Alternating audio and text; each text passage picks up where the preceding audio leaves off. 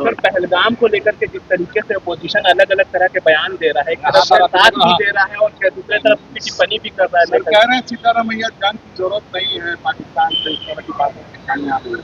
तो ये गलत है। जब देश के ऊपर इस तरीके का हमला हो, ऐसे में जरूरी है कि पूरा भारत उसके खिलाफ एकजुट दिखे, और इसमें विपक्ष की भी एक बहुत अहम भूमिका है। और मुझे लगता है अपनी जिम्मेदारी को विपक्ष को गंभीरता से लेना चाहिए। ऐसे में कतई कहीं विदेशी मीडिया में ये संदेश नहीं जाना चाहिए कि भारत स्वयं ऐसे विषयों पर बटा हुआ है।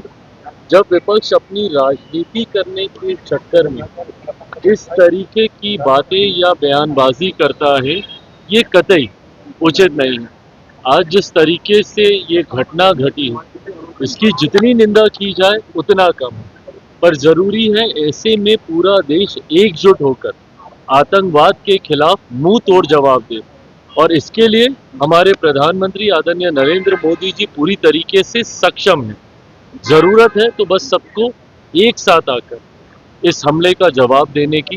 पर अगर इस तरीके से बयानबाजी अगर विपक्ष के द्वारा होगी तो ये कहीं ना कहीं अंतर्राष्ट्रीय स्तर पर भारत की छवि को धूमिल करने का काम करता है। जितने विपक्ष के जो सांसद हैं उन्होंने विशेष सत्र बुलाने को लेकर के जो है लेटर लिखा है, तो मनोज राव जैसे न्याय के सांसद हैं, ये लोग विशेष सत्र राष्ट्रीय एकता के लिए और जो हमले हुए हैं उनको लेकर के बुलाना चाह रहे हैं। नहीं, बिल्कुल इन्होंने अपनी मांग को रखा है, उचित मंच पर अपनी मांग को इन लोगों ने लिखित रूप में भी भेजने का काम किया है।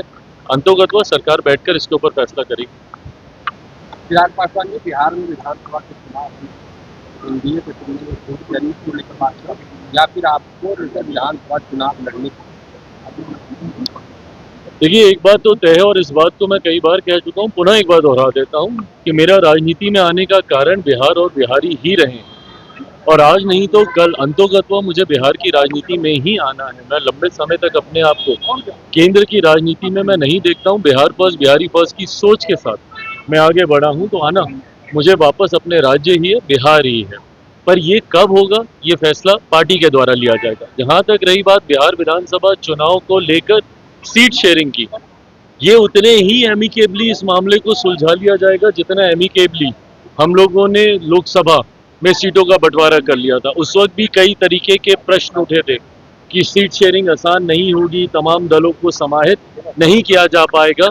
ऐसे में एनडीए बहुत जल्द सीट शेयरिंग करके सीटों का चयन भी कर लेगा। पर हाँ, जो लोग हम लोगों पे उंगली उठाते हैं, महागठबंधन में ही वर्चस्व की लड़ाई अभी चल रही है कांग्रेस और राजद के बीच। मैं ये मानता हूँ विधानसभा चुनाव आते आते तक कांग्रेस और राजद की राहें अलग हो जाएंगी, एक टूटा हुआ महागठबंधन देखने को मिलेगा। 2025 में क्या विधानसभा के चुनाव लड़िएगा? आपके सांसद हैं अरुण भारती, उन्होंने कहा है कि हम लोग गुजारिश करेंगे कि चिराग पासवान जी विधानसभा चुनाव। देखिए, अगर पार्टी को ऐसा लगता है कि बिहार विधानसभा चुनाव प्रदर्शन को और गठबंधन को मजबूती देने के लिए मेरा चुनाव लड़ना जरूरी है, तो जरूर उस प्रस्ताव को भी गंभीरता से उस पर विचार किया जाएगा। तेजस्वी यादव ने कहा है कि उसको शराबबंदी में से निकाल दिया जाएगा, हमारी सरकार बनेगी तो सबसे ज्यादा उत्पीड़न जो है सारे देश में मालूम नहीं हुआ है। देखिए, इस बात का समर्थन तो हम लोग भी करते हैं, और हम लोगों ने भी मुख्यमंत्री जी से यह आग्रह समय समय पर हम लोगों ने किया है। बिहार सरकार का लोक जनशक्ति पार्टी रामविलास हिस्सा नहीं है, जैसे केंद्र सरकार में हम लोग हिस्सा हैं, जहां पे एज अ मंत्री मैं कैबिनेट की कार्यशैली में मैं सम्मिलित हूं। पर ठीक उसके विपरीत बिहार में, क्योंकि हमारे पास वो संख्या बल भी नहीं है, तो ऐसे में बिहार सरकार का हम लोग समर्थन जरूर करते हैं, पर हम लोग बिहार सरकार का हिस्सा नहीं है। पर हाँ, उस समर्थन के दौरान भी हम लोगों ने इस बात को रखा है, ताड़ी को लेकर हम लोगों की भी राय पूरी तरीके से स्पष्ट है। ये एक प्राकृतिक पदार्थ है, इसको शराब की श्रेणी में लाना उचित नहीं होगा।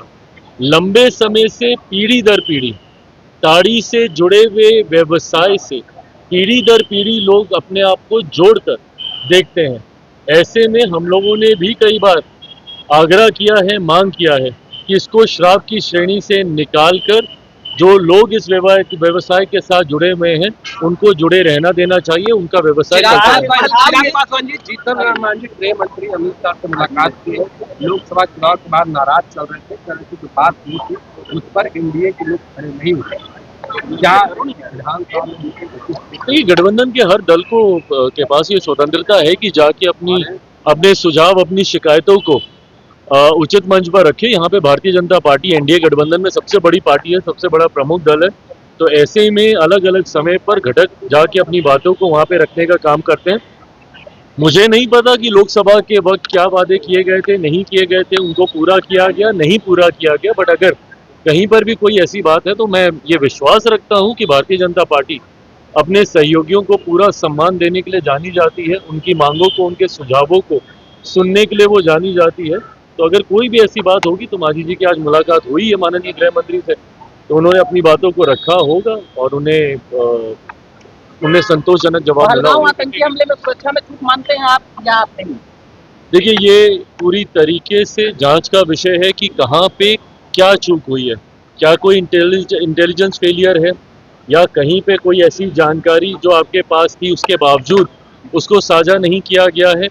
जो भी है ये जांच का विषय है, पर जांच के साथ साथ आज की तारीख में जो देशवासी जिस चीज़ का इंतज़ार कर रहे हैं कि एक कड़ी कार्रवाई हो, हर एक खून की गिरी हुई बूंद का बदला लिया जाए पाकिस्तान आतंकी और उनके आकाओं से, उस दिशा में सरकार जल्द हमारे प्रधानमंत्री नरेंद्र मोदी जी के नेतृत्व में कदम उठाएगी, ये मैं जरूर विश्वास दिलाता हूं।